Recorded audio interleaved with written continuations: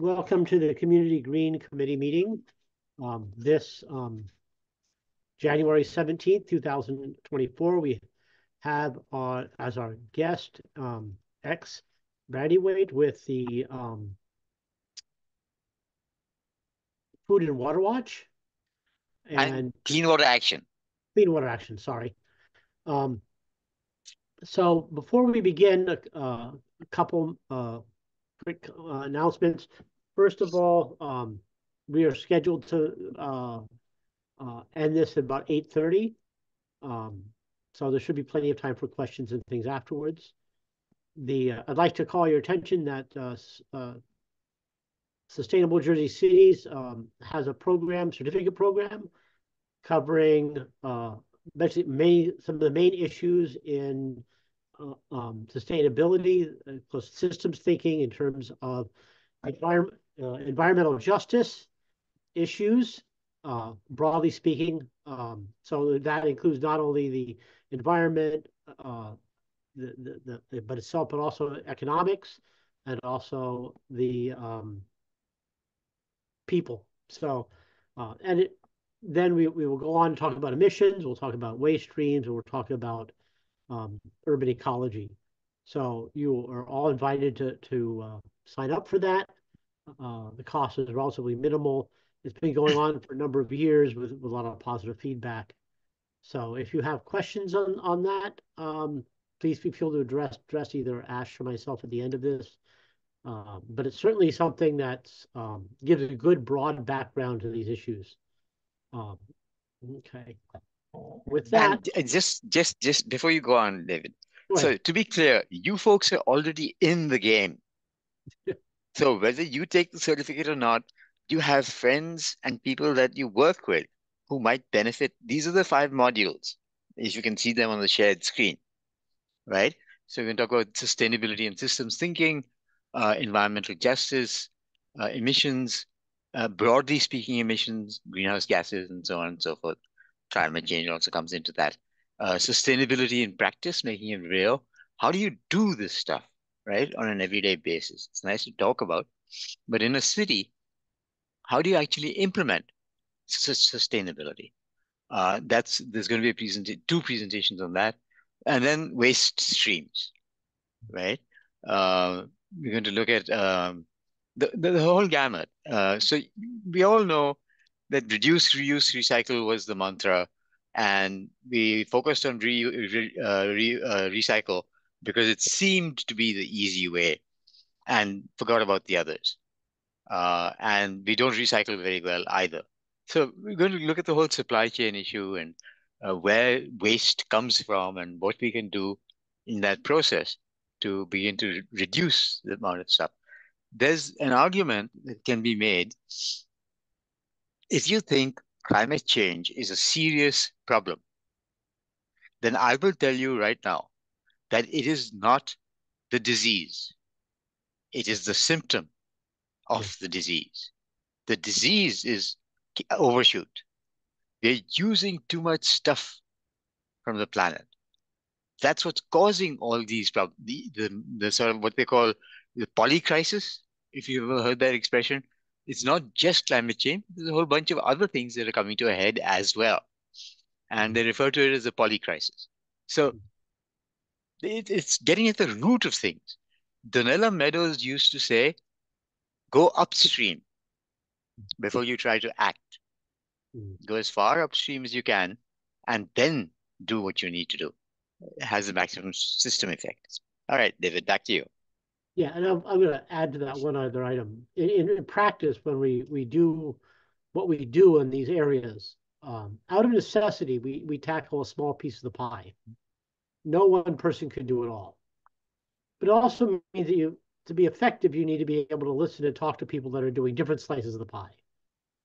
And so this is an effort to not get super detailed in any one slice, but to give a broad enough picture that you can start dialogues with people that are doing other work that impacts the work that you're doing.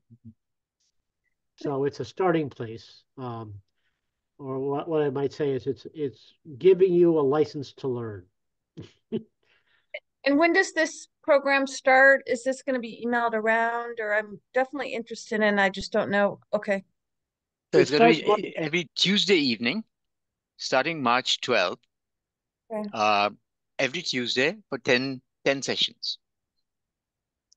Online, of course. yeah.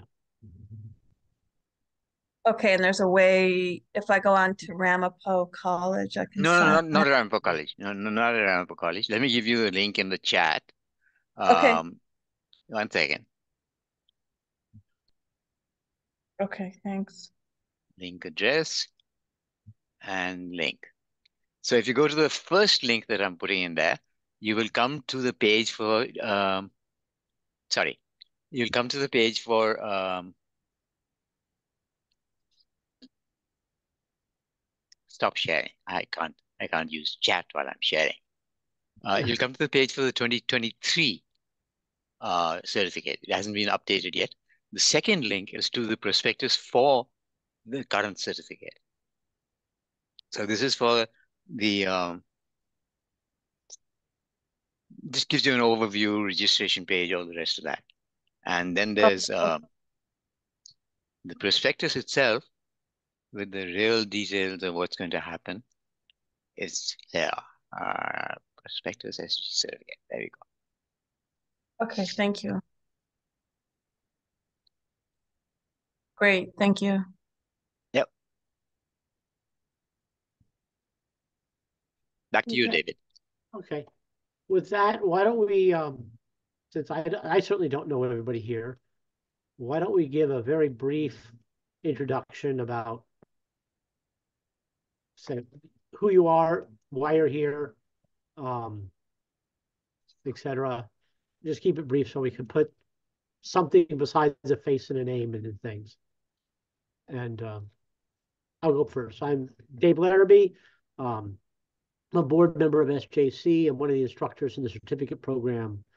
I worked as a physicist for a number of years in various aspects, but most of my work has actually been around religion and environment, religion, science and religion dialogue around environmental issues. Of course, climate change takes most of the air out of the room, but there's certainly a lot of other issues than that.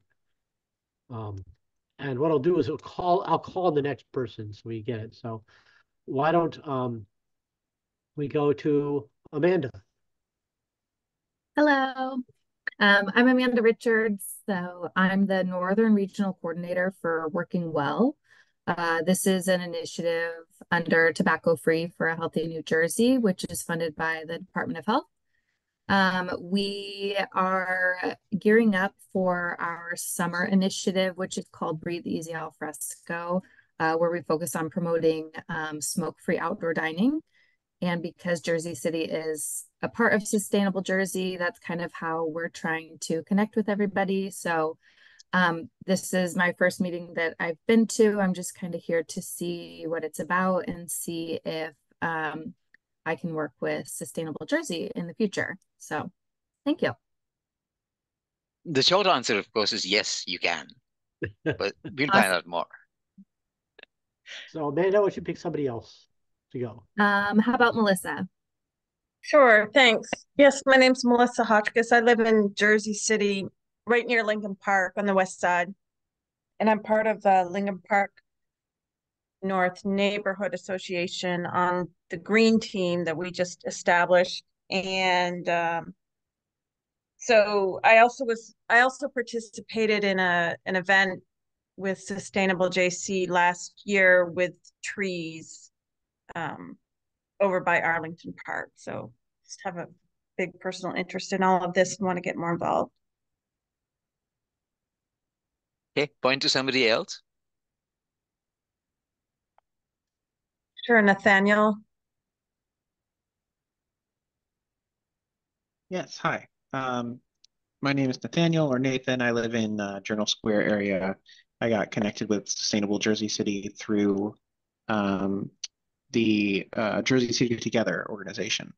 It's like an interfaith community activism organization, and we're interested in getting more involved with sustainable activities within Jersey City, and happy to be here.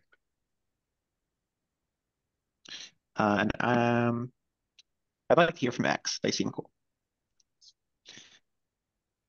Hello, thank you for passing it to me, Nathan. Hi, my name is X. I'm the environmental justice organizer for Clean Water Action. I have a lot of background in community organizing, direct action organizing, and I just started this role in June. Yeah, I got involved with Sustainable Jersey City because as an organizer, I have certain zones I'm like required to, I guess, uh, look at in terms of their environmental landscape. So Jersey City, and I'll get into this, is an overburden community, and I work in 5 overburden communities: Jersey City, Newark, Camden, and Elizabeth and Patterson. So yeah, they happen to be having a permit hearing coming up, and I, contacted Deb to see how we can partner in Jersey City. Thank you. How about Devin? You Hey, already went. X. How about you already No, went? I didn't go. No. Okay, because I saw your camera on. I thought you were talking. Go ahead. No, it's all good. Hopefully you guys can see me. I'm in a Yes, New we York can. City cab. Okay. Nice to meet you all. I am an ESG, or environmental, social, and corporate governance strategist with an investment firm called Harding Loevner. We are based in Bridgewater, New Jersey, and I work on the nexus of financial services and sustainability, and the work of our firm is investing in public stocks globally. Specifically working on a fund that is aligned with the Paris Agreement and focused on climate. I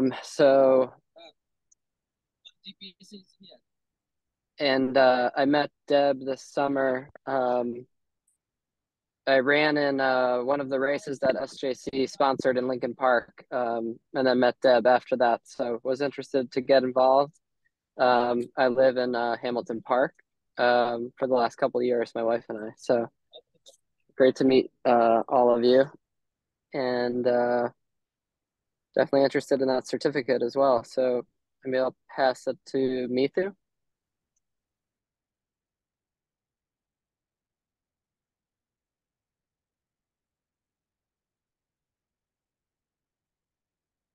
Neither you there? Oh, yeah, sorry. Couldn't find my mute button. Hi, everyone. My name is Mithu. I am the events team lead for SJC. So, Amanda, maybe we can chat. And I also live, Melissa, like right by you. I'm also right by Lincoln Park on the west side, too. Yeah, Great. just, here to listen in. I'm really interested to learn more about everything that's happening with Liberty State Park. So definitely excited. And who's left to call on? Ashwini, did you go? I don't think No, so, I have right? not. Thank you. Yeah, Sure. of course. I'll go next. So my name's Ashwini Vasisht. Most people do call me Ash. And in my defense, it is not an Americanization. It's what it was called in India, where I grew up. I trained initially as an architect, became a planner, and then started doing sustainability. And I've been doing sustainability for about 20, 30 years in various forms. I'm a professor of sustainability at Ramapo College. I do not live in Jersey City. I'm an interloper. But I've been connected to Jersey City since I came to New Jersey in 2009. I looked around for a city where I could do urban ecology kinds of things, which is what I used to do in Los Angeles. I lived there for 18 years and found Jersey City. And as soon as I found Jersey City, chance would have it, Deborah came into Ramapo College to make a presentation about something. We connected. We talked the same language. And we started doing stuff in Jersey City. After about 2 projects, we realized that there were a lot of organizations in Jersey City, but none that looked at the entire city, and none that looked at sustainability as a systems approach. So we said, that's what we need to do. And Sustainable Jersey City is where we are. Okay, so I'm going to butcher this, Neka. How do you say your name?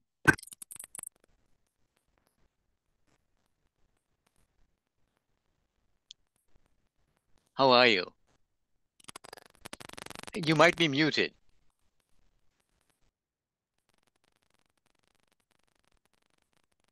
No sound. No, it's just static.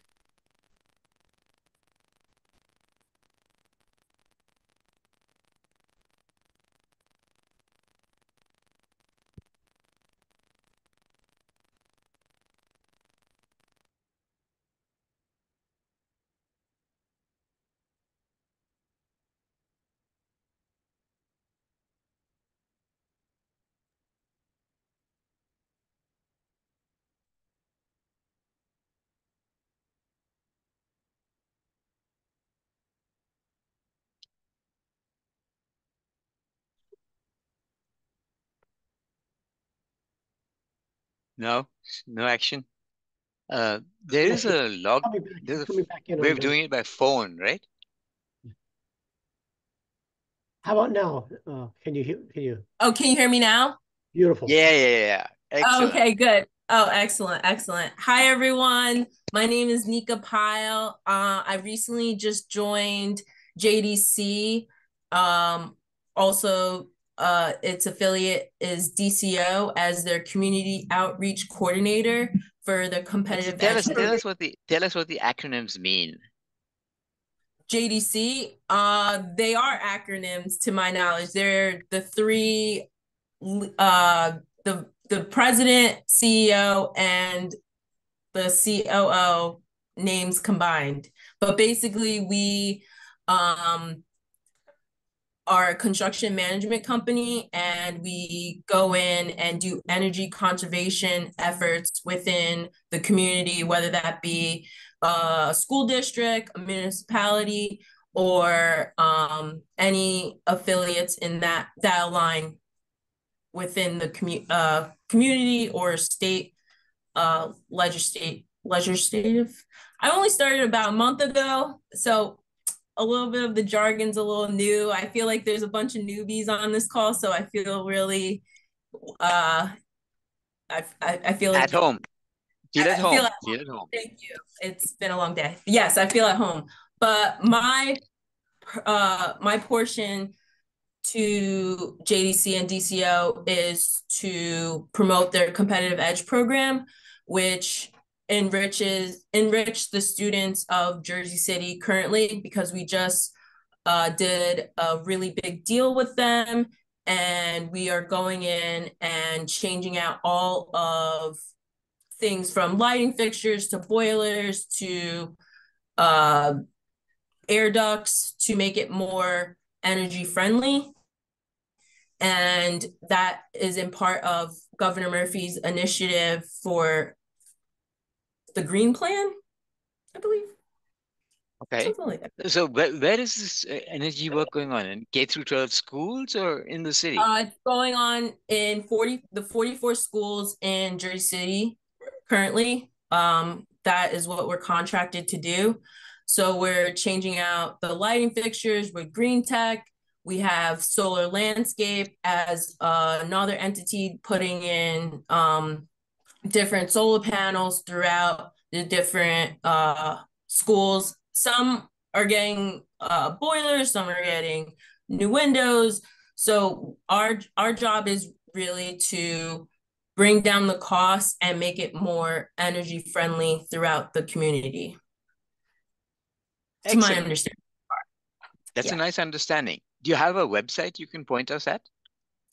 Yes, absolutely. I'll put it in the chat. And we have an initiative rolling out this spring with the K through 12 students in Jersey City, where we are going to run programs on STEM and STEAM to promote more engineering and construction in the underserved communities of Jersey City. So that's my spiel so far. I had a better spiel, but I kind of went off script. So no, it's good. You did well. Thank you. I'm sorry. Mithu, did you go? Yes. Oh, okay. All right. So my fault. I have a memory problem. Go ahead. Back to you, David. That's why I write it down. So let's turn the thing over to our guest speaker tonight, X, and reintroduce yourself, and the floor is yours. Thank you. I appreciate that. So let me share my screen first. Hold on. Okay. Can you guys see this? Good? Yes, we can. Yep. Okay. You guys aren't like a side image, right? Because I have screens open. Is this a PDF? No, it's not. The top and bottom may be cut off. Yeah, I'm gonna put it in present mode. Okay. All right. Yeah, there you go. Good. Okay, awesome. Okay, so I guess I can give my extensive or drawn out introduction. Hello, my name is X. Again, I'm the EJ organizer for clean water. And my background is primarily in organizing. In college, I majored in community and justice studies, and I got to, work with different types of communities, refugee and immigrant students, obviously low income students. I went to school at Guilford College in North Carolina. What else? Yeah, and I'm from Newark, first and foremost. And my first organization, I guess, role was with the Newark Students Union. And I appreciate that because our goal was local control of our schools, of our public schools, because since the 90s, they've been controlled by, I guess, the state system in Trenton, which leads to a lot of inequities on how resources are distributed. For example, like Science Park, the school I went to was the best Newark Public High School. So we got, we have a pool, we have resources that get updated every year, but there are schools like Shabazz High School that barely get books every 5 years, right? So we were trying to change that. And luckily in 2019, when I was a senior, we got that. So that kind of bolstered my passion for social justice, because I know, community engagement works, definitely works. So yeah. Oh, and also I want to say, feel free to ask me questions, in between slides, during slides. This is a lot of information, and I know you guys have a lot of different backgrounds, so it might be completely new to you. So please feel free to, have me explain something or ask me a question about something you have confusion on, or even give a comment, because this stuff is interesting. And honestly, I don't have a lot of people to talk to about it because I honestly just found out about the issue in November, and the permit hearing didn't come up until December. So it's been a really quick turnaround in terms of getting people to rally around it. But now let me introduce the issue. So this presentation is going to be about a group called Diversified Global Graphics Group, because they have a permit hearing coming up, or a permit renewal coming up. So right now, the facility is in Jersey City, and they have a lot of effects on not only the community around them, but the Jersey City as a whole, as an overburdened community. And I'll explain that more. So yeah, we're gonna go to the introduction, which is what I did. The DG3 group itself in notice, the health impacts, the EJ law, which I am, I guess, formatting my work under, because overburdened communities are defined by the environmental justice law. There are certain criteria, which I'm going to go over later. Jersey City, what that looks like specifically there. The renewal, the EJ law, and a law very similar to that, the administrative order, which predates the EJ law. So the environmental justice law is like one of the most progressive laws about I guess environmental justice out right now in the country.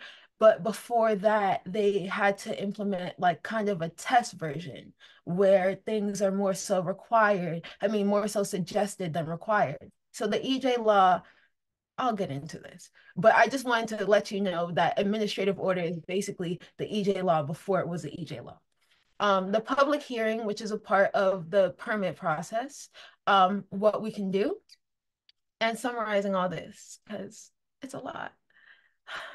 Okay, so why am I, interested in this issue and how did I find it? So as an environmental justice organizer, I go, regularly on the Department of Environmental Protection's page to like check out, anything related to overburdened communities. And that's specifically in the environmental justice section. So because of the EJ law or the environmental justice law, facilities that are major sources or emit a lot of pollution, they're required to do certain things. They have a certain amount, they have certain steps they have to take before they can be renewed. And one of them is participating with the community. So yeah, Diversified Global Graphics Group, it's at 100 Burma Road in Jersey City. If you guys know where that is, I'm going to be showing pictures a little bit later. They're renewing their Title V air permit. So a Title V permit basically is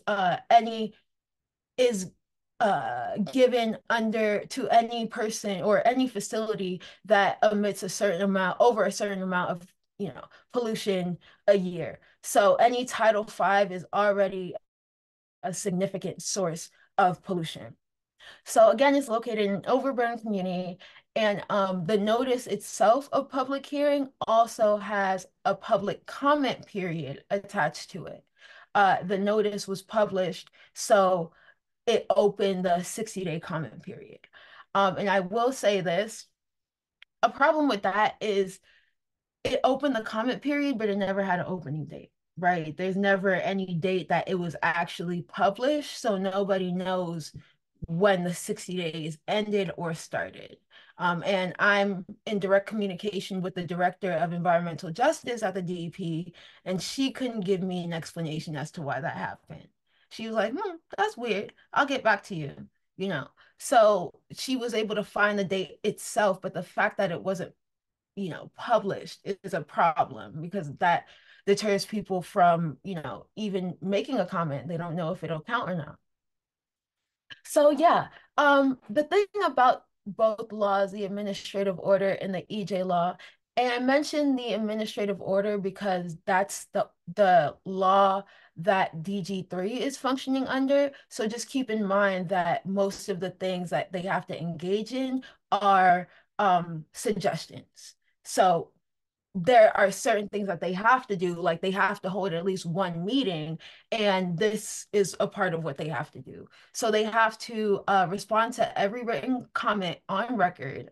They also have to have a public information session, like I said, but the web link apparently had to be sent or requested at least 3 days in advance for you to actually join the meeting, right? So that decreases accessibility in itself, because even if that's not the case, because I asked him, me and Christian are like this now. We're not like this. We're more like this now because we don't mix, but we're pretty close to each other. I asked him if I can share the link, and he said, oh, well, there's nothing that prevents you from not sharing it.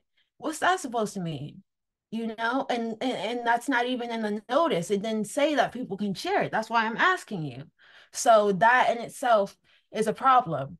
No, because so I gave the first version of this presentation before the meeting, a couple of days before. It's obviously after December 6th.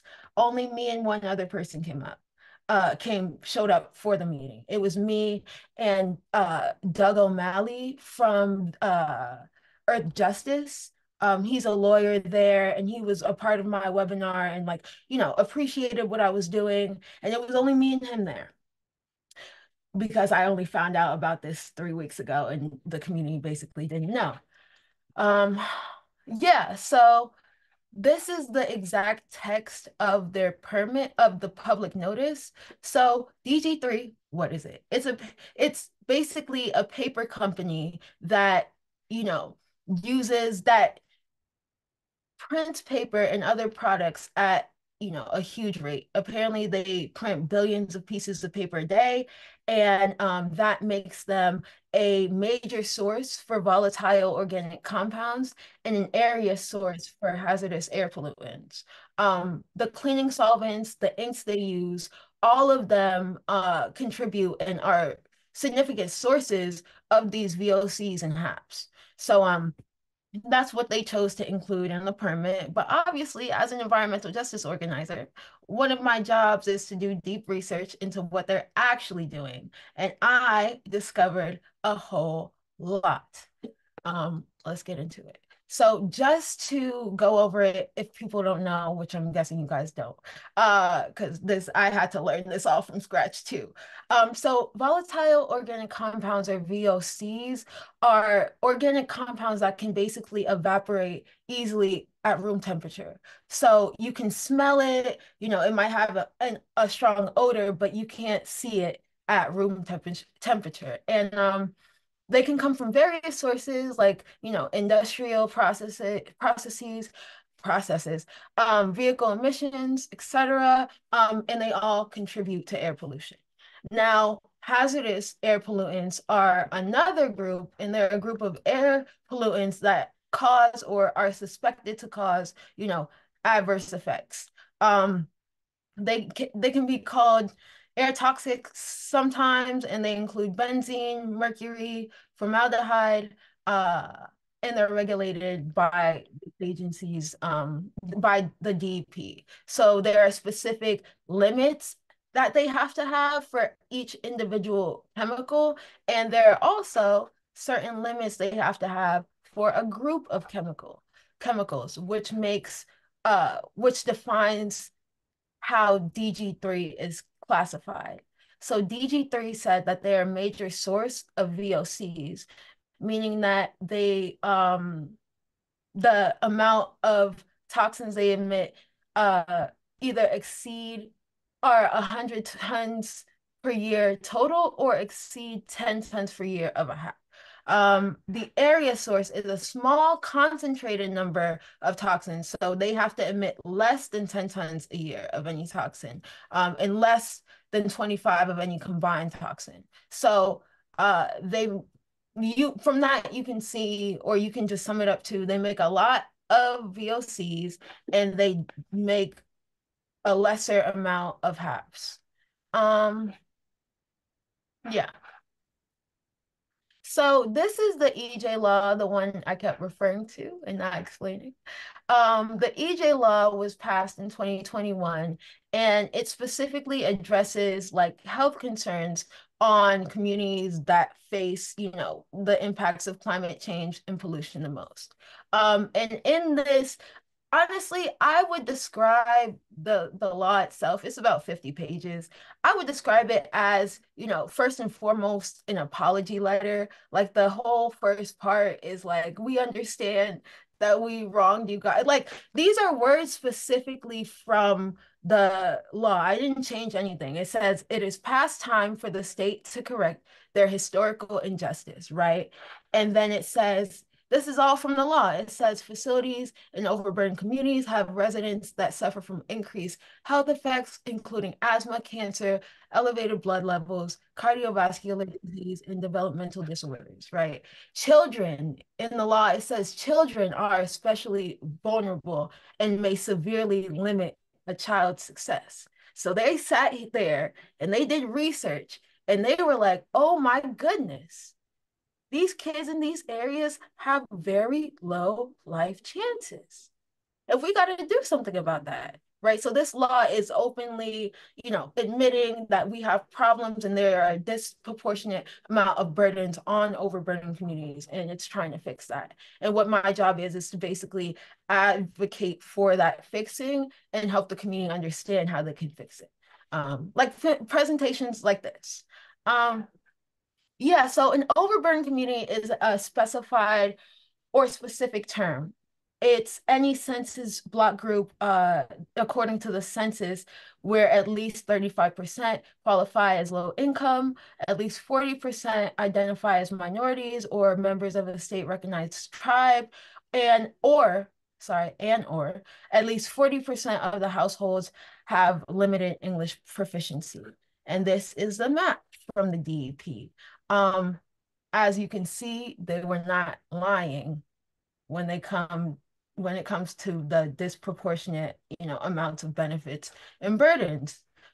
This whole area where Jersey City, Newark, etc. is very much low income, and also where pollution is adjacent to. And all of these other blue places as well, but you can see that there are some places that don't have any.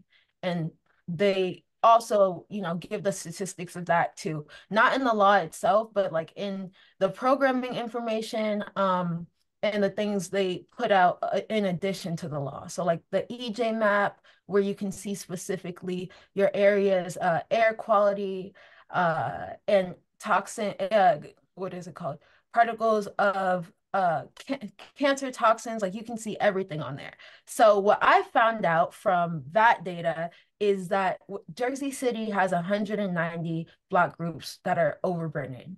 So that's any combination of these, I guess, qualifications at any given time.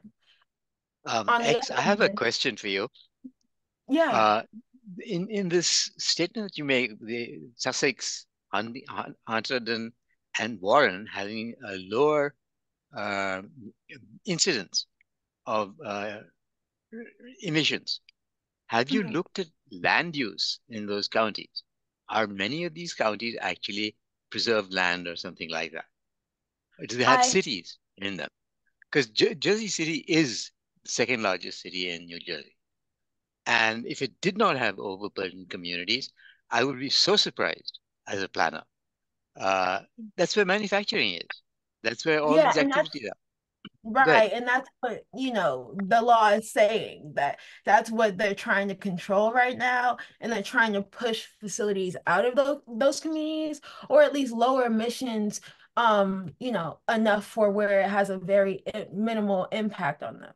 So like evening out, the playing field for who does or doesn't get sick. Deb calls, that section, the middle section of Jersey City, Asthma Alley, right? That shouldn't be a thing if it's true that it's caused by facilities, right? That's kind of the same thing as like Newark having an incinerator in the Ironbound. It always stinks in Newark. It does, but it's the incinerator. We didn't ask for an incinerator. That doesn't benefit us. I don't, but all of our trash gets sent there in our community. Why can't they choose one of these other non-occupied spots? And that's what the law is addressing. There were other places that these facilities could have chosen, but it was cheaper. People wouldn't notice because these are people that are already disadvantaged, and it's convenient to do it there. The land is convenient. So yeah. And I definitely want to compare this data to what we see specifically with DG3 and where they're located. So just a little bit more detail into Jersey City. Lead is very pervasive throughout Jersey City, but apparently Jersey City has one of the highest rates of children with elevated blood lead levels. Exposure is very long lasting, and children who absorb like even trace amounts have a long, lead, can suffer for a long time after, it's in their system. There's actually a very, very, very low amount or low threshold for the amount of lead that should be in your blood. Like very slow, very, very slim chances of like not having, any lifelong effects after you reach that level. So that is also in conjunction with them having extreme heat. Sorry, I have to move this all the way to see the screen. Hold on. Okay. Yeah, that is also with extreme heat that worsens air quality. This is actually something I learned from Sustainable Jersey City Deb herself. They did a project on creating, they did a project around urban heat islands and researching Jersey City as one. And apparently, through their research, there's too many dark surfaces and not enough trees. So that's what creates the conditions to worsen air quality in Jersey City. And when air quality is worse, in addition to, the last bullet, Jersey City having the highest rate of adult asthma in Hudson County, that even further, I guess, adds to the health issues that those people experience. So like more hospitalizations, long-lasting asthma instead of short-term, etc. Yeah, so I just wanted to take a look at specifically the low income portion of Jersey City. 90,000 residents live twice below the poverty line. About 50% are African American and Hispanic, and most of the qualifications that Jersey City meets as an overburdened community have to do with low income and minority communities. Yeah. And DG3 has a revenue of $68 million, yet, and the estimated revenue of their employees is about $160,000, meaning that they operate right next to the communities that live twice below the poverty line, right? And that's another critique that the EJ law is making, that they also have the resources to make these people have better quality of life, and they just have to, enforce or, put a law in place to make them do so. Yeah, so I just wanted a little bit of context to give you guys a little bit of context as to where it is specifically. This is the address, and with the new zoning that Jersey City has went through, it's in Ward E, which is James Solomon's ward. I just wanted to, well, we might go back to this, but I just wanted to do, actually, I talked about this, Ash, a little background as to why the EJ law is important, especially when facilities like that exist in Jersey City. The first one just is like the community should be involved in decision making. That's something that the EJ law critiques, the fact that these places just sneak up on them. Oh, when did that get there, right? We didn't say that we wanted that. Why is that next to my daughter's school, etc. Just giving them a chance to participate in the decision-making process. And then access to information. Now they have to submit, and facilities have to submit and make public environmental impact statements, so how they impact the environment around them. Like I said, equitable distribution of benefits and burdens. This law basically wants to, like I said, prevent disproportionate burdens of pollution. So it promotes like an equitable distribution of both benefits and burdens. So eventually they're going to, eventually it might look like these facilities moving out of those communities, but also it can look like them giving back to those communities, which I'll talk about a little bit later on. Yeah, so these are reasons that I talked about, health disparities, lack of political power, economic disparities, and zoning. These are all reasons why, New Jersey has recognized it's been unfair for people of color in overburdened communities to live in these conditions. Yeah, so the administrative order, like I said, is not more so requirements than suggestions. There's a 60-day comment period, a 30-day comment period, and a public notice. not as comprehensive. And what I mean by that is in the EJ law, you have to post it in Spanish and in English and in the language that the community speaks, so Spanish, English, and if they speak mostly, Portuguese, you have to do it in that too, depending on the census statistics that they give out. You have to do it in at least 2 newspapers. You have to include a map of the facility. None of that is required in the administrative order. All they did was post a paragraph about how they make paper and paper products and their major sources. So like I said, not as comprehensive at all. And they have to address, like I said, every public comment they receive from the community. I'll also say, do I say? Yeah, I don't mention it here, but I'll also say that the Department of Environmental Protection cannot make a decision about the permit until 45 days after the comment period ends.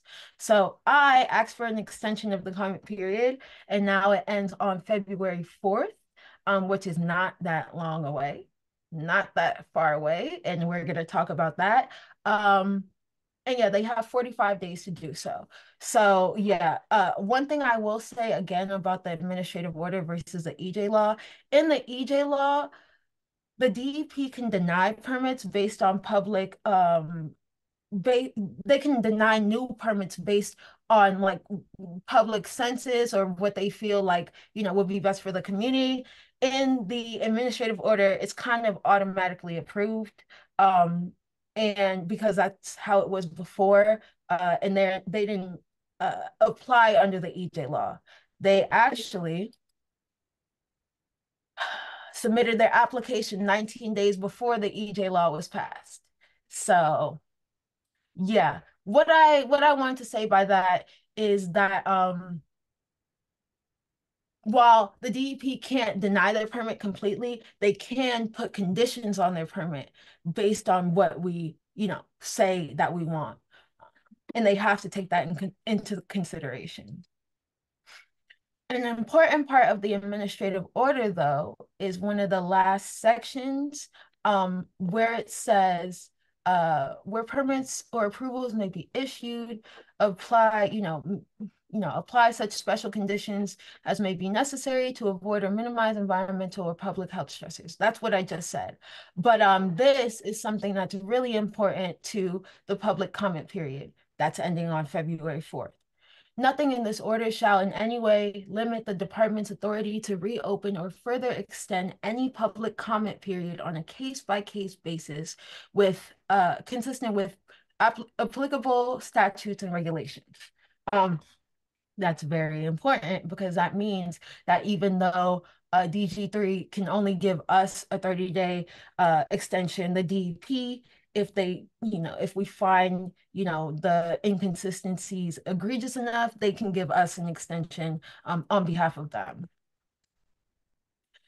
So I talked a lot about how bad these people are and this place is, but I didn't really tell y'all who these people are and what this place is. So from the DG3 website, again, Diversified Global Group, it's a tech industry paper, a paper business that has a variety of services. So they do printing, they do advisory, I guess advising on, marketing, etc., compliance, digital marketing and distribution. I forgot to say it, but the person you're actually supposed to submit public comments to has been outsourced by Compliance Place International. He's the vice president of Compliance Place International, and yeah, they don't take questions directly. You have to go through Compliance Place International. So this is what it looks like. Looks like maybe a BMW store, maybe an office building, but this is what it looks like, very unsuspecting.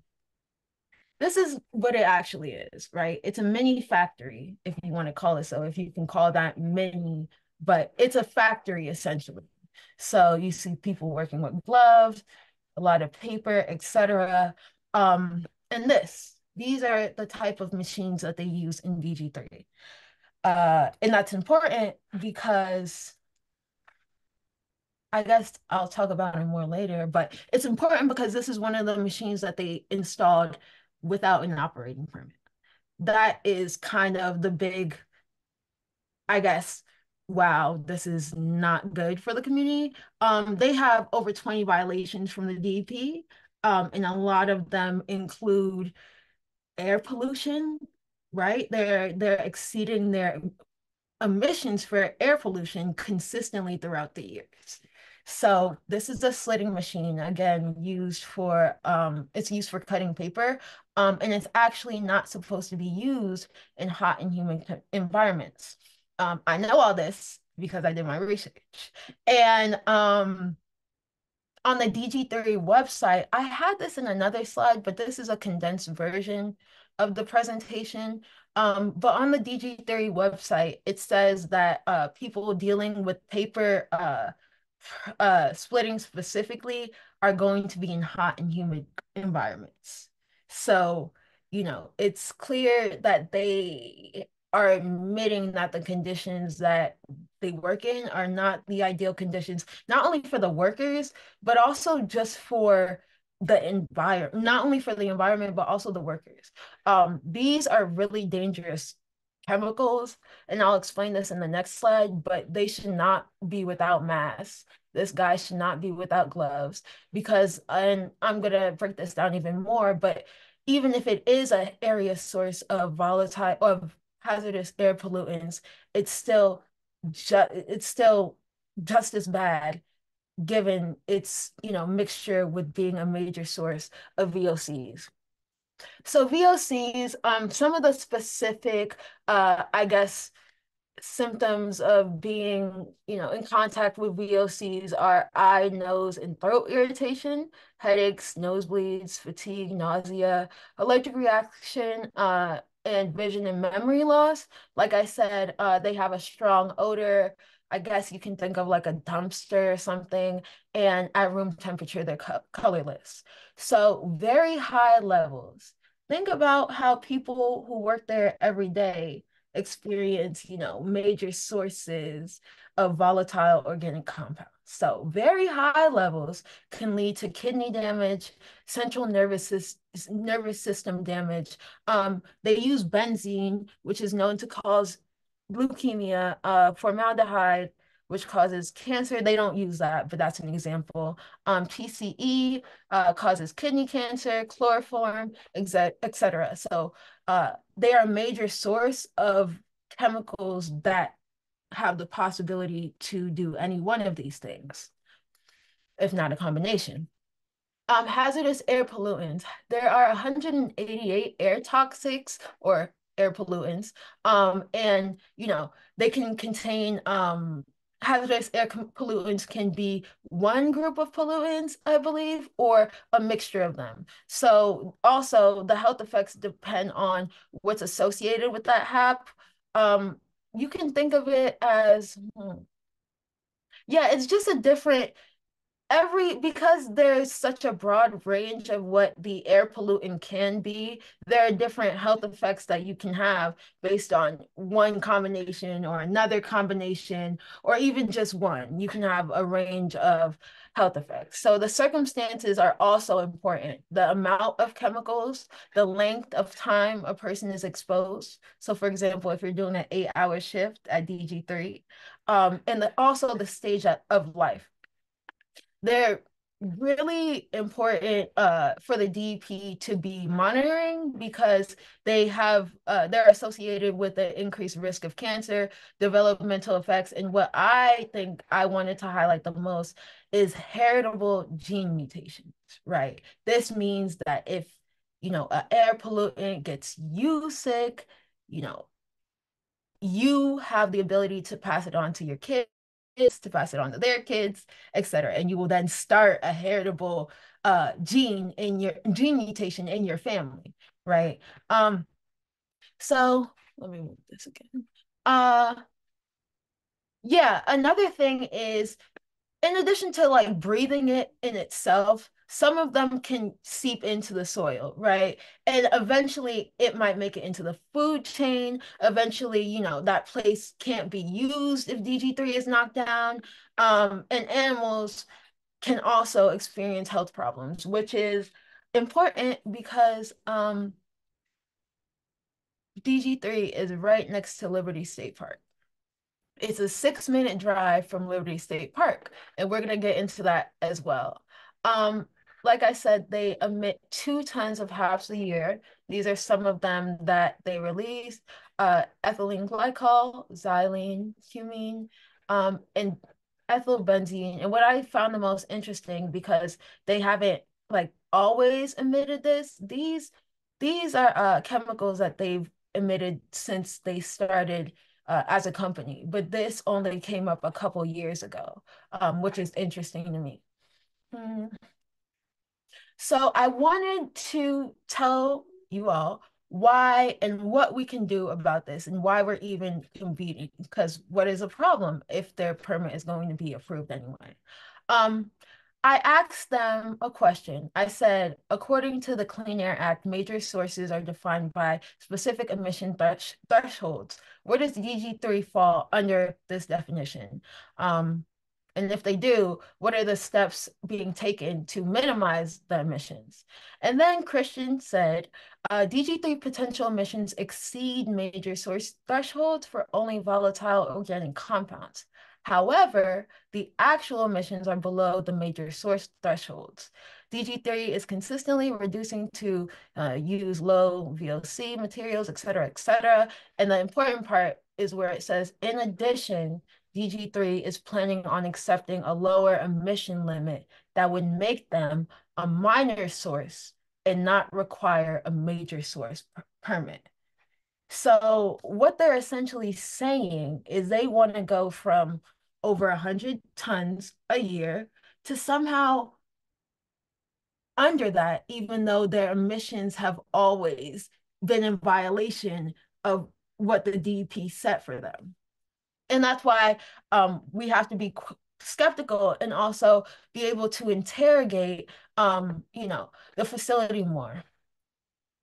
So I want to talk about why area sources are important, even though they're, you know, lesser of the amount of chemicals. So one is cumulative exposure. You know, area sources still release pollutants, right?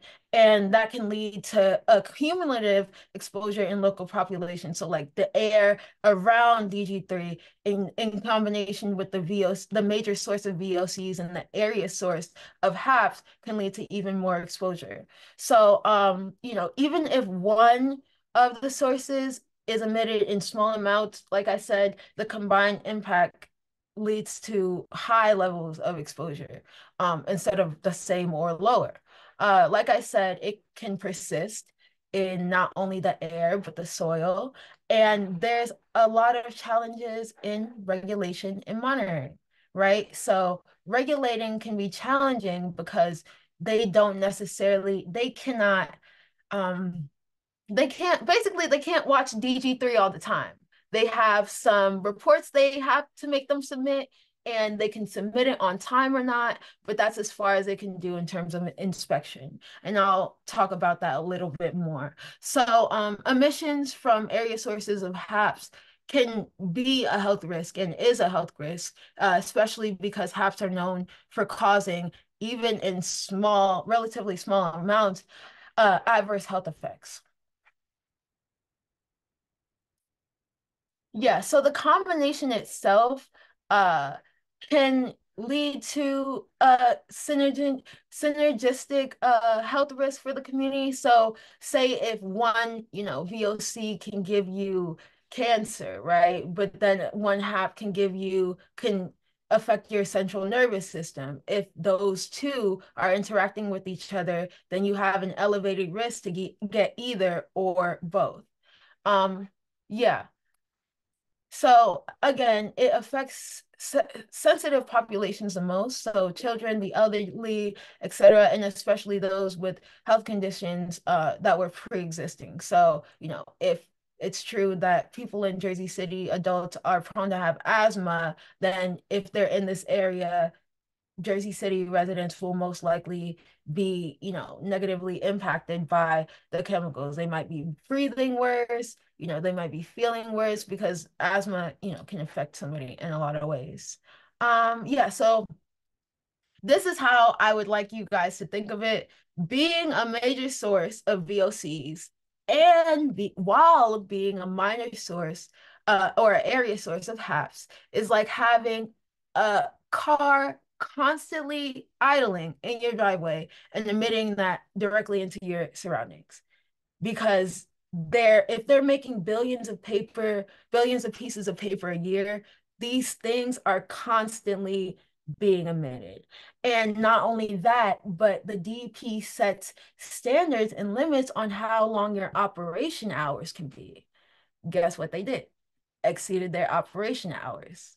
So it's either them, I think the violations are next, they are, but it's either them exceeding emission limits or barely making the cut for them.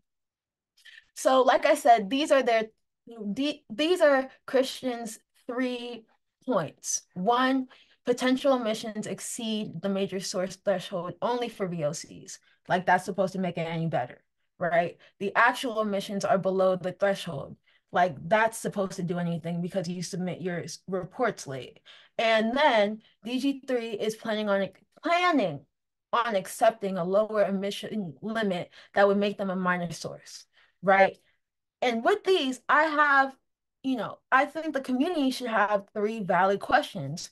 Given their violations, how can we be confident that the reported emissions are actually below the thresholds, right? If you're submitting a report that was due 5 months ago, how can we know that it was accurate in that point in time? Another one is, what measures will be in place to ensure DG3's compliance with this lower emissions limit? Because like I said, the DEP can't babysit them, right? They'll only find out after these periodic, check-ins with their limits, or check-ins with the reports that they give in. Yeah, how will regulatory agencies enforce this?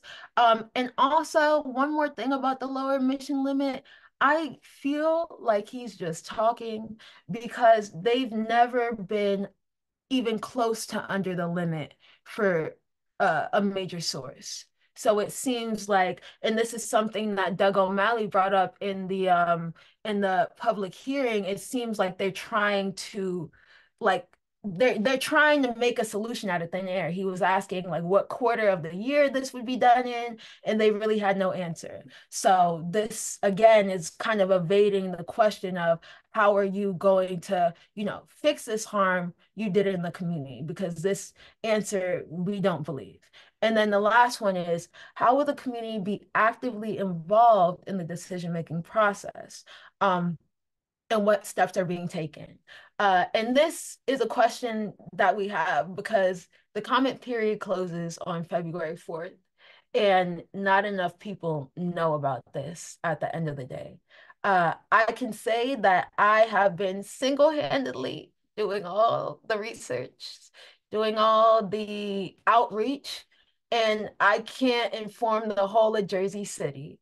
So, especially because I found out about this 3 weeks before the meeting. So this is a question that we have for them to push them to engage with us more. After the comment period closes, they're not accepting any more comments. They won't be heard. So that just means that the comment period needs to be extended on this, based on this specific case. So now I want to look into some of their concerning violations. The first one is they ran tests over the maximum rate, or they ran tests on their dryer over the maximum rate. They conducted it from 20% to 60% instead of 10%. The maximum is 10. You submitted your 6-month deviation report, on January 26th. That's 6 months after it was due, right? Oh, it was due by July 2017. So that's still about 6 months. Yeah, they, like I said, they installed a bindery in a slitting machine without an operating permit. Yeah, these are just some of them. And you can see on the side, they've either been closed or superseded. I asked the director of environmental justice of that department what superseded meant. And she said it was basically a fancy word for it was investigated and closed. So she couldn't really tell me the difference between superseded and closed. But another thing I wanted to look at are the dates. Let's see when these things have opened and closed.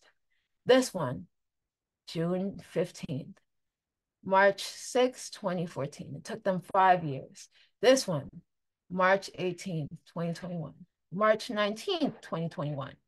It took them 1 day to do this and 4 days to do that. And I get it. It takes you 1 day, maybe. I'm not saying it doesn't take you 1 day to see if they did or did not file it late. It's a yes or no question. But again, they have 25 violations, and this is just like a snapshot. They have like 5 from that day. 5 violations. There were multiple about going over emissions, and there were multiple that were solved the day after. So that raises suspicion, especially because the community didn't get to evaluate any of this information, didn't get to evaluate their violations, didn't get to evaluate how they were operating in Jersey City, because it looks like such a, covert place. And notices were posted, like a lot of reasons, which I'm going to get to at the end, because I have very exciting news for you all. This gives me hope. And yeah, I guess the slides were out of order, but this is a slitting machine. Their career page says their jobs may be done in hot, humid, and noisy environments. And in high temperature, slitting machines have a greater impact on the environment. So compared with, or coupled with them using in environments it's not supposed to be used in, they didn't even tell the DEP. So, and that's only one of the machines I looked into. I will say this, and this is in reference to the what I was saying earlier about the conditions of workers, how they're supposed to be wearing gloves, how they're supposed to be having masks on. Candace Perry, the director of the EJ department, she personally sent me their public notice. She personally sent me where they published it, because I asked her, I don't see this anywhere. Where can a community member find this? She sent me the notice itself. It was a very small text on a page of NewJersey.com or NJ.com. So I said, how about I just look up DG3? Maybe if I tell people the name, they'll see the notice. No notice came up. No notice. But what did come up in the first 4 of the searches are obituaries for DG3 workers. Now, if we see in the pictures that they officially put out that they're handling or mishandling these chemicals that are, again, like constantly having an exhaust running in your area, we as a community should question why this comes up instead of your notice, at the very least, especially to have no comments on it. So that's something I found weird, especially because this was like simply from trying to find out where they posted it, right? Imagine you as a community member is trying to find out just where the notice is because somebody told you it was on NJ.com, and you find this instead, right? It raises, suspicion, and it also, just decreases people's willingness to engage with them. Like, you can't even find the notice, and then this is what you find instead. Yeah. So then Liberty State Park. Sorry to go to another topic so quickly, but feel free to jump in at any point. Yeah, I wanted to talk about the park specifically. In my webinar, the park's keeper, I believe, not Ash, I'm looking at you, Ash, Sam Pesson, was in my webinar, and he said that DG3 was located at the south entrance, around the south entrance. And I guess from here, you can see it's 6 minutes, but he said it's by the south entrance. So I'm guessing it's somewhere over here, which means it's even closer, right? So it's about 6 minutes away. And we can talk about how that's something to press them on as well. So not only does VOCs and HAPs create smog, but they also, because of the smog, limit access to outdoor spaces, because when the air quality is bad, people just aren't going outside, especially because, you know, we had that thing with the forest fires in Canada, and people are constantly checking their air quality while they're outside or in spaces that, you know, they plan on going to. There's also a cultural and community aspect of this. Environmental pollution just impacts a bunch of things there. If it's constantly, you know, if VOCs are constantly creating a strong odor, if people are uncomfortable, you know, being by that entrance, then it means that people aren't going to engage in Liberty State Park as much. Especially if they knew this information. Another thing is Liberty State Park has a summer camp every year. I'm not too sure when it started up, but they have it every year, usually in that area. And I think it would be important not only for I guess the director or Sam Pessin to know, but also the director of that parks program. Because, you know, like I said, only 2 people were in the meeting, and my justification for all of, you know, the rallying is that more people in the community and people higher up should know. All the council people didn't know about this until I told them. Sustainable Jersey City didn't know about this until I told them. Yeah, this is a problem that they kind of I don't want to say kept secret, but definitely not spread out to the community. Yeah, and this is what I mean. So to officials of Jersey City, the council people, the mayor, right? They lack transparency because not only because of their incomplete reporting, etc. They're just not engaging with the officials or with the city council on a level that's meaningful. They don't know who DG3 is. They don't know the permitting process and how they can engage. And there's also regulatory gaps. Like I said, there's only one regulatory body over DG3 right now, but in, you know, a case where we get a special condition added to the permit, we can have a green team, right, made up of Sustainable Jersey City and other, you know, groups that want to you know, keep track of this facility because it's so close to their environment, or they care about the issue, because green teams are made up of different stakeholders, but the point is they could have a community set of eyes looking out for them.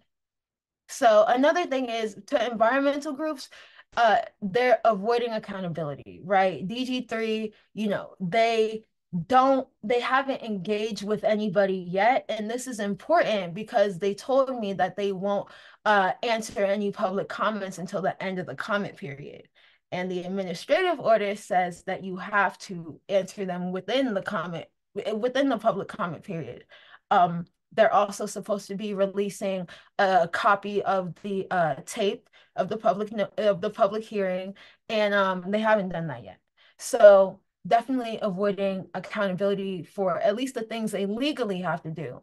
And also, we don't, as organizers in environmental groups, we can't necessarily see, or a group like Sustainable Jersey City can't necessarily see how their goals align with, you know, in the goals of environmental advocacy. They didn't get a chance to ask. So that, you know, not only hinders collaboration, but also just hurts the relationship. Because even if this is the administrative order now and they have to function under it, in 5 years, they have to abide by the EJ law. And the EJ law has a lot more weight in terms of what the community can do. And they're going to remember when you didn't engage them the last time your permit hearing came up. And lastly, to community members in Jersey City, there's obviously a communication breakdown. The parks keeper didn't know about DG3 and how close it was to Liberty State Park.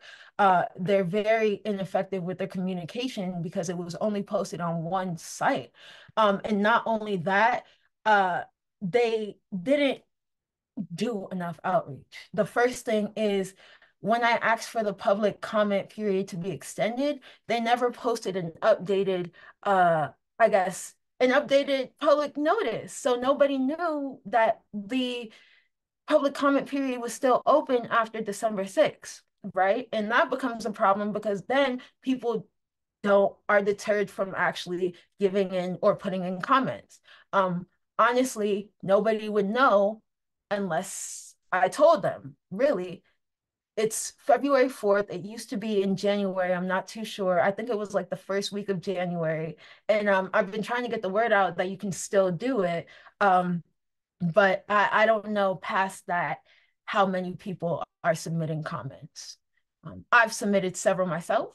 Several. So he answered 7 questions I had the first time, Christian. And I said, you didn't really think about these much. So let me send you 100 questions because he has to answer all of them. So I sent him 100 questions and then I figured out exactly what the problem was because the questions were basically asking generally, what does the group do? What does DG3 do? But then I started looking into like the actual statistics and I made basically an alternative plan as to how they can lower their emissions and where they went wrong. And that's the last thing I sent to the DEP before I met with the before I got in communication with the council members that plan on, supporting the issue. Yes. So I wanted to tell you my progress so far, because I think it's important to, see that this is getting traction. So in December, I met with Council President Waterman. She supports the issue and she definitely was interested at the time. I just didn't necessarily know where to use her endorsement yet. I am meeting next week with Councilwoman Prince Array and Councilman Bajanio. Ash, I actually have to talk to you about that because they're very familiar with Sustainable Jersey City. So and I think it would be helpful to get them there. Over 50 petition signatures today. I am changing that. So I made an email alert to our clean water members and I got like 80 petition signatures at once. So we're up to like 150 and I'm so happy about that. I'm so happy.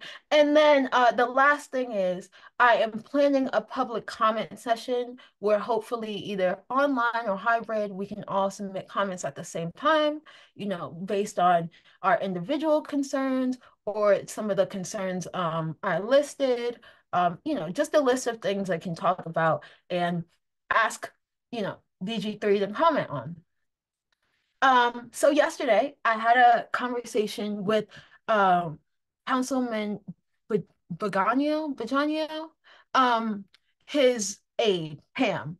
And Pam actually kind of took my campaign a step further and asked me to write a resolution about it to be presented at a council meeting next week. But the deadline for it was today. I wrote it up yesterday. The deadline was 3 p.m. today, and apparently the legal team didn't get time to put it on the agenda for next week's meeting, but it'll be there for the February 7th meeting. And I just wanted to show you a little bit of what it says. No, I said that the department can do it on a case-by-case basis. DG3 has an obligation to support the community in any way they can. We believe that environmental justice is inseparable from racial justice. And now, therefore, and this is what, my ask is of the council members now. And this is also what either Council President Waterman or Councilman Bajanio would choose to sponsor. And I can show you or link the whole thing, but essentially it demands a DEP to extend the comment period. So organizations, residents, and relevant authorities can engage, and calls for a second public meeting. It's like outrageous that only 2 people showed up and not any of them, any 2 of them were from Jersey City. Right. So that's justification for another public meeting, because this law is honestly really fluid, right? It says that they have to engage in meaningful public participation. So what is meaningful? That's kind of what we're critiquing now. We're saying that if you're trying to make a meaningful, engagement with the community, what you've done so far is not that, and you need to start over, starting with an extension of the comment period and having your council members there. Yes, Ash. So just wanted to point to the time. We're almost at 8:30. Yeah, I'm actually done.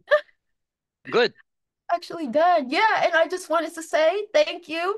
These are several ways you can participate. So again, submitting your public comment, signing our petition, which is that QR code, and I can also sign it or send it to you. Showing up and showing out, so maybe reposting events if you can't go to them, public meetings, webinars, and then just think about specific asks for the community. What do you think, even if you're not a resident, if DG3 was in your community, what would you ask about? And that's it. Thank you. Yeah. Thank you. Do you have a place where the people here can sign your petition online? Yes, I do. I can give you that link now.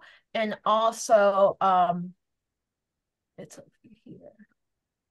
Hold on. I have to stop. I can send you. So I also have some social media posts. If you guys choose to post it, you can tag Clean Water in it. I think I can post it right now. Oh, thank you. Let me put this folder in the chat. Yeah, there are a bunch of ones I made.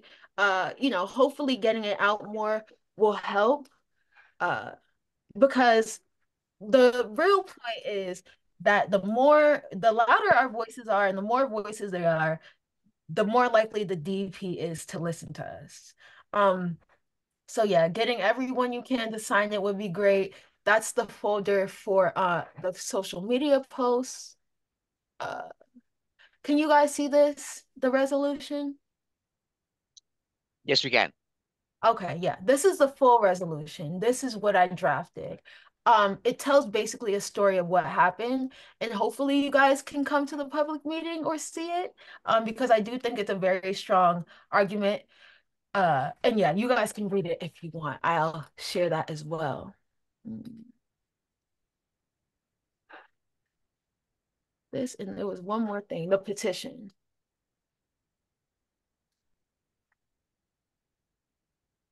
I have a quick question. Is the public meeting just in person, or do they offer like a Zoom option?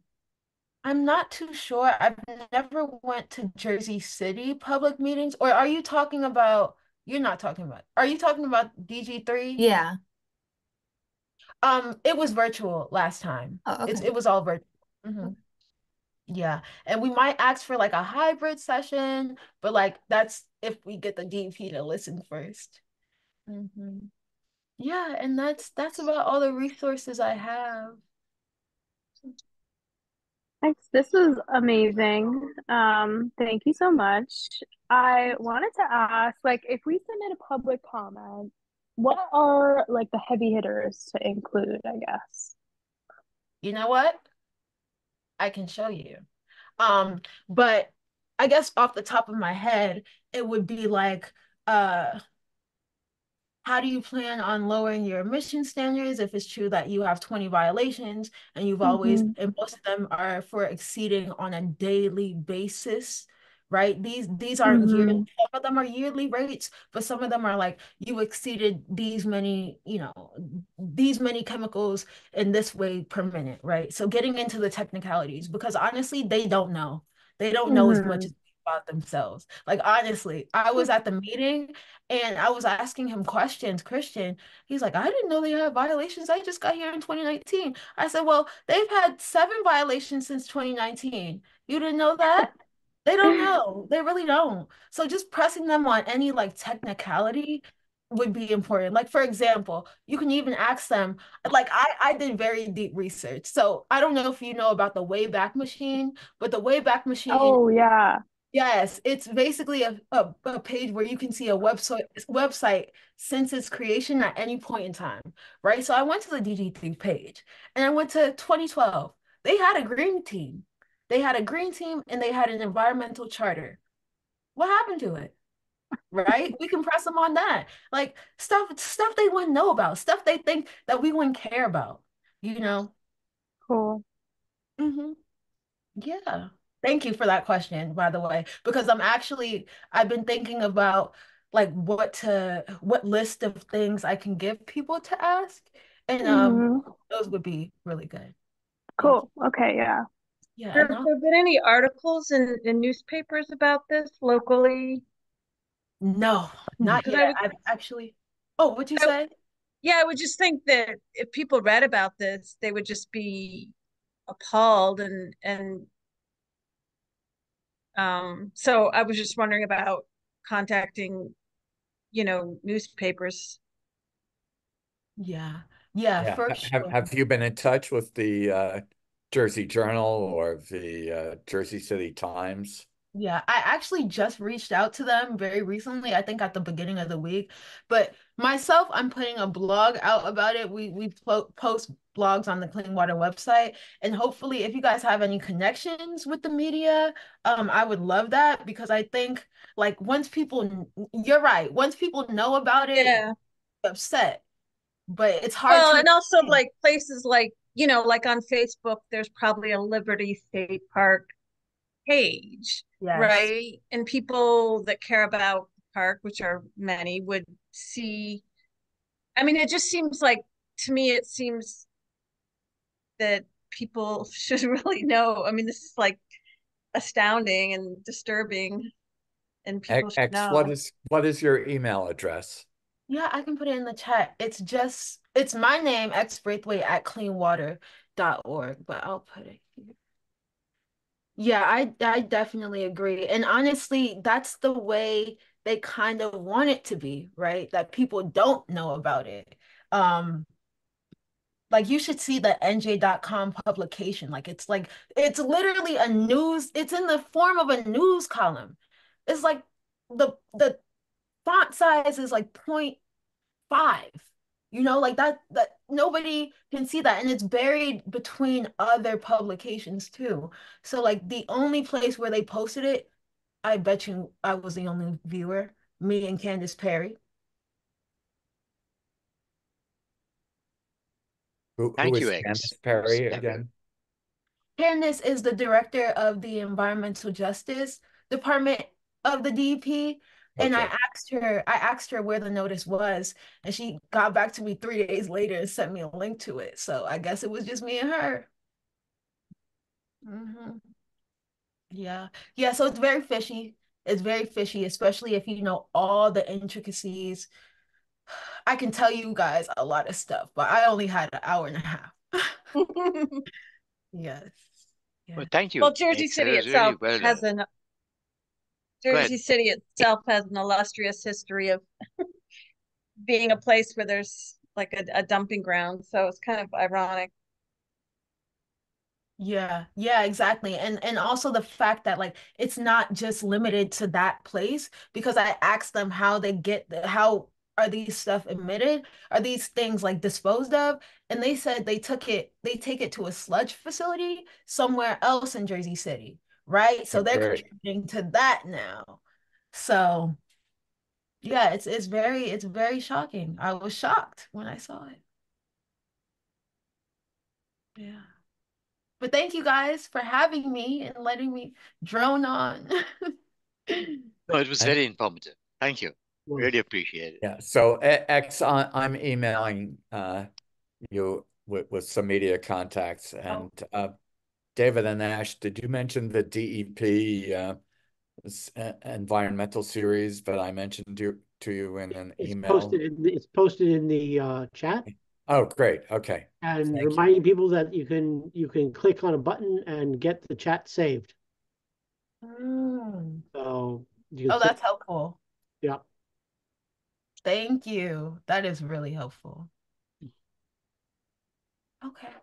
Okay. Yeah, that would be perfect because this is such an intricate issue to explain. Like honestly, I've been getting better outreach, keeping it as minimal as possible than giving them all the information. Because people don't want to see that. Like I labeled the council emails as urgent health issue in Jersey City. That's all they need to know. Because I emailed them about DG3 2 months ago, they didn't have any response, you know? Yeah. But yeah, I don't want to hold you guys up too much. I know it's past time. Um, yeah. And do you mind if I Well, have a copy of the recording, please, Ash? yeah, sure. We'll get it to you. I think it'll. Not a problem. Go ahead, David. Are there any more questions? If not, I want to thank you. Actually, you did for the fabulous presentation and wish you the very best in your work. And hopefully, people will contact you with any other questions they have and sign the Yes. petition, etc. Yes, feel free to contact me for anything else about DG3 because I can just transport it to somebody else now. But yeah, thank you. Thank you guys so much for having me, and I hope to see you guys in future meetings. And Yeah, absolutely. Keep up the good work. thank you. All right, good night. Good night. Good night. Thank you. Thank you. Good night, everyone. Bye now.